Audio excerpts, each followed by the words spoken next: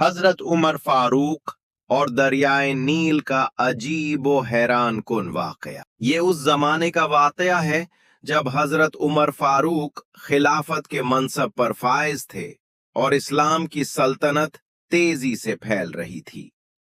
مصر بھی اسلامی خلافت کے زیر نگیں آ چکا تھا اور وہاں کے گورنر حضرت عمرو بن العاص تھے۔ مصر میں ایک پرانی رسم چلی آ رہی تھی جس کا تعلق دریائے نیل سے تھا۔ ہر سال ایک خاص مہینے میں اگر دریا میں پانی کم ہو جاتا تو لوگ کہتے تھے کہ جب تک ہم دریا کو خشک نہیں کریں گے نیل نہیں بہے گا۔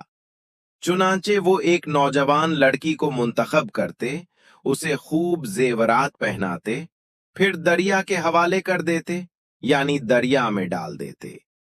یہ رسم صدیوں سے چلی آ رہی تھی۔ جب اسلام آیا تو حضرت عمرو بن العاص نے اس رسم کو سختی سے روک دیا۔ نتیجہ یہ ہوا کہ دریائے نیل کا پانی واقعی کم ہو گیا، لوگ خوف زدہ ہو گئے، کھیت سوکھنے لگے، قحط کا خطرہ پیدا ہو گیا۔ لوگ گورنر کے پاس آئے اور کہنے لگے، اگر یہ رسم نہ ہوئی تو ہم تباہ ہو جائیں گے۔ حضرت عمرو بن العاص نے فرمایا، اسلام کسی بے گناہ انسان کی قربانی کی اجازت نہیں دیتا۔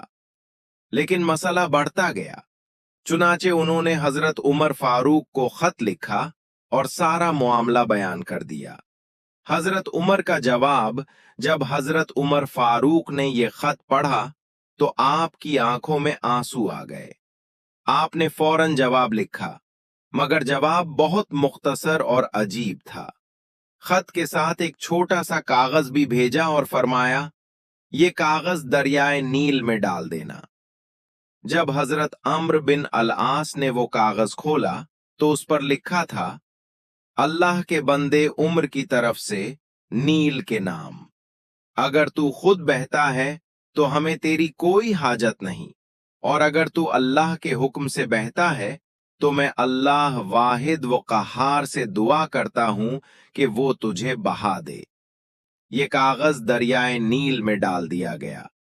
اللہ کی قدرت کا ظہور، اللہ کی شان دیکھیے۔ اسی رات دریائے نیل میں پانی اس زور سے آیا کہ برسوں کا ریکارڈ ٹوٹ گیا۔